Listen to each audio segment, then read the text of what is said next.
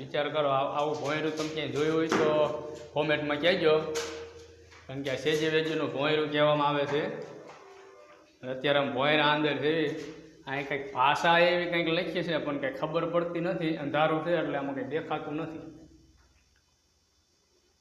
જૂનવાડી કંઈક લખેલું છે અને આમાં કંઈ ઉકલતું નથી અમને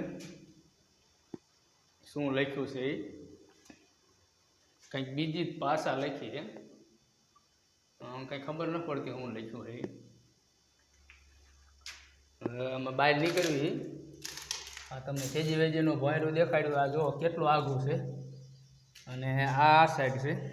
આ બધું આ ભોંયરું આખું સેજી વેજીનું ભોંયરું કહેવામાં આવે. હજી અમે તમને બતાવશું, કારણ કે આગળ જે એનો કેટલો રસ્તો છે.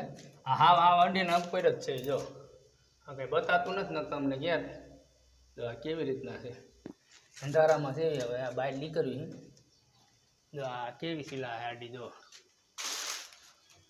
આવી ઘટના છે આ બધી. જો આ આંકોર છે.